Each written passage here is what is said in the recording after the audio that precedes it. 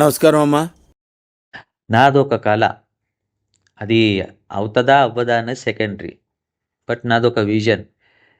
ఏదో ఒక రోజు ఈ తెలంగాణలో మధ్వాచార్యుల పేరు మీద ఒక వేద యూనివర్సిటీ అవ్వాలి. అది తెలుగులోనే.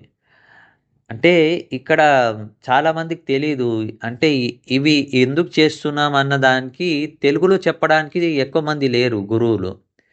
సో, చాలా తక్కువ మందున్నారు. ఒకవేళ ఏదైనా తెలుసుకోవాలన్నా, నేర్చుకోవాలన్నా, వాళ్ళ దగ్గరికెళ్ళాలన్నా, వాళ్ళ సమయాభావం వల్ల వాళ్ళు అంత సమయం కేటాయించలేరు గూడా. ఒక యూనివర్సిటీగా ఏర్పడితే నాలాంటి జిజ్ఞాసులకి, కనీసం వచ్చే తరాలకి ఇంకా మధ్వ సాంప్రదాయం గురించి తెలుసుకునే అవకాశం ఎక్కువగుంటది.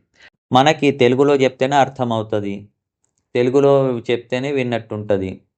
సో, ఏ రకంగా అయితే కన్నడంలో చాలామంది గురువులున్నారు, అలాగే అంతమంది ఎక్కువ గురువులు మన తెలుగు వాళ్ళు కూడా తయారవ్వాలి. తెలుగు నేల మీద తయారవ్వాలి.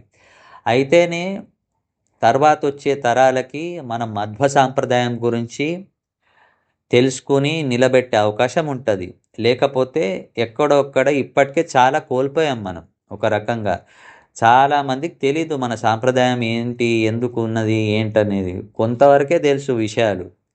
అసలు చెప్పేవాళ్ళే ముందు రానప్పుడు, చెప్పేవాళ్ళే తయారవ్వనప్పుడు నేర్చుకునే జిజ్ఞాసులకి ఏం ఆసక్తి ఉంటది? ఎట్లా మనం నిలుపుకోగలుగుతాం?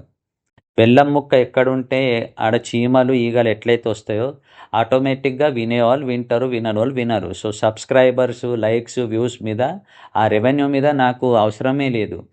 సో, నేను చూడాల్సిన మిషన్ ఒకటే.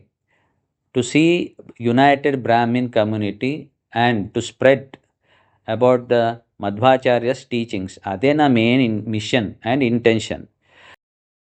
ఎక్కేసావయ్యా, ఓ మెట్టు ఎక్కేసావు.